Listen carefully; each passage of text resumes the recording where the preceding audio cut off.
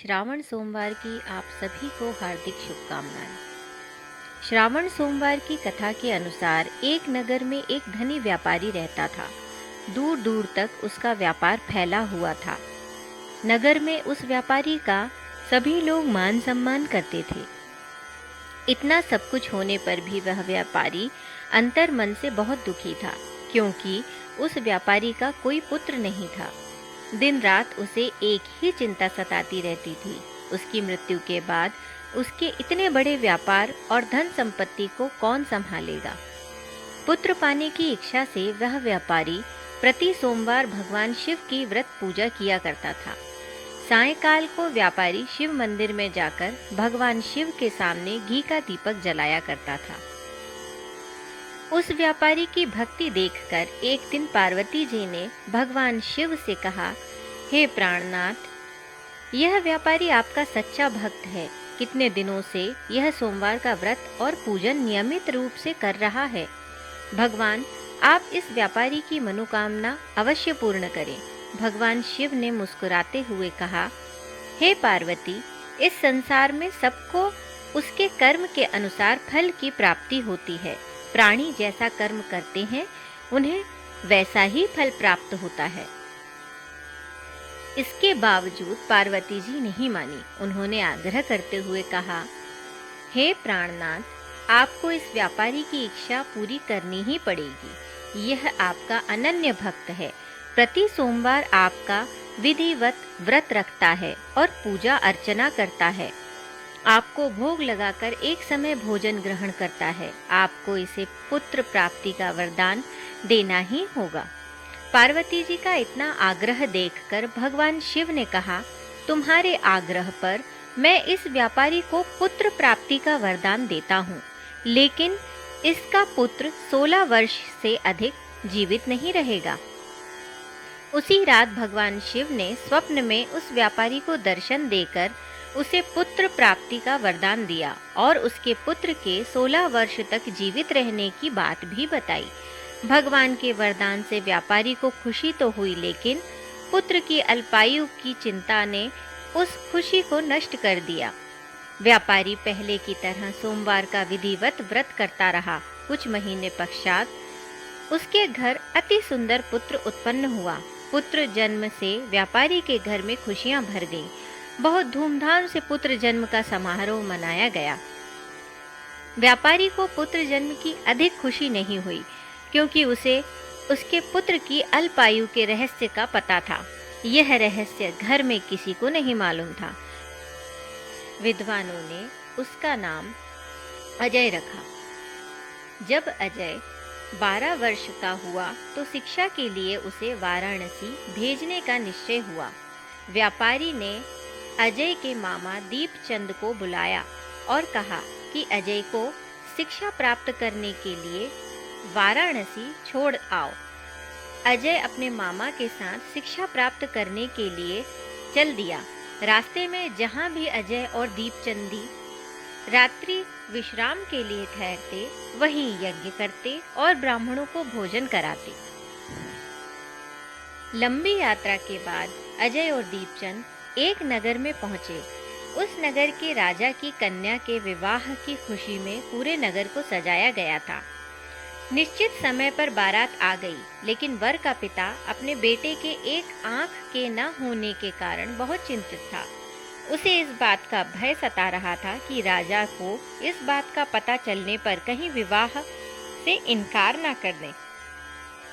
इससे उसकी बदनामी होगी। वर के पिता ने अजय को देखा तो उसके मस्तिष्क में एक विचार आया। उसने सोचा, क्यों न इस लड़के को दूल्हा बनाकर राजकुमारी से विवाह करा दूं। विवाह के बाद इसको धन देकर विदा कर दूंगा और राजकुमारी को अपने नगर में ले जाऊंगा।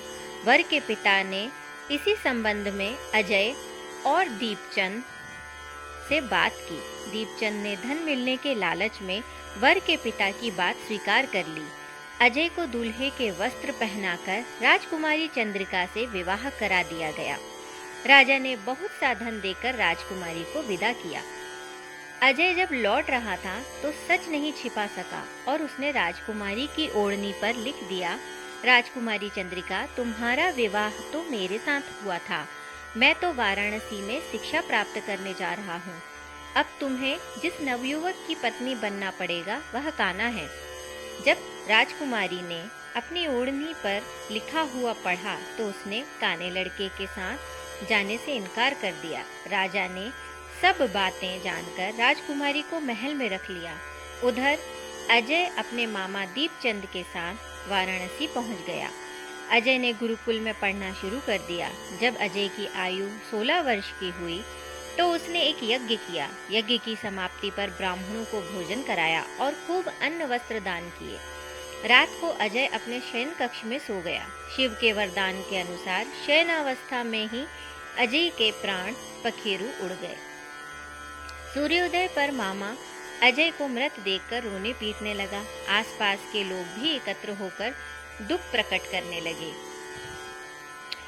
मामा के रोने विलाप करने के स्वर से समीप से गुजरते हुए भगवान शिव और माता पार्वती ने भी सुने। पार्वती जी ने भगवान से कहा, प्राणनाथ, मुझसे इसके रोने के स्वर सहन नहीं हो रहे हैं। आप इस व्यक्ति के कष्ट दूर कीजिए।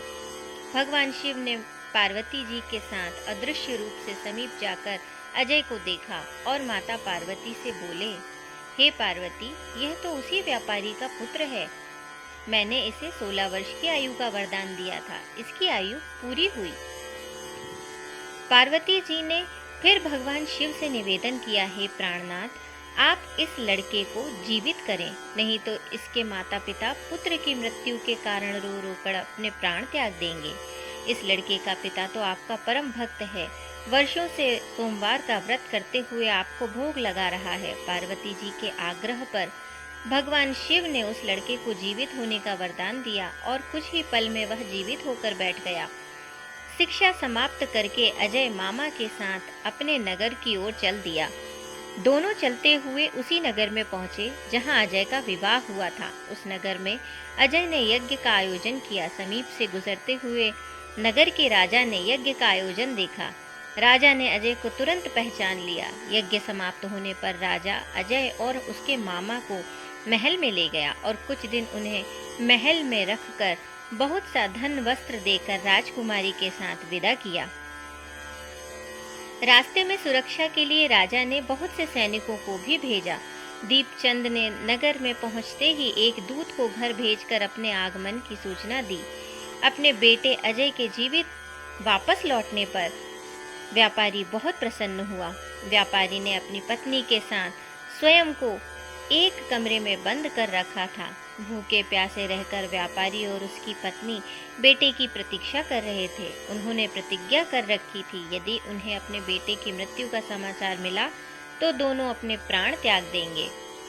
व्यापारी अपनी पत्नी और मित्रों के साथ नगर के द्वार पर पहुंचा।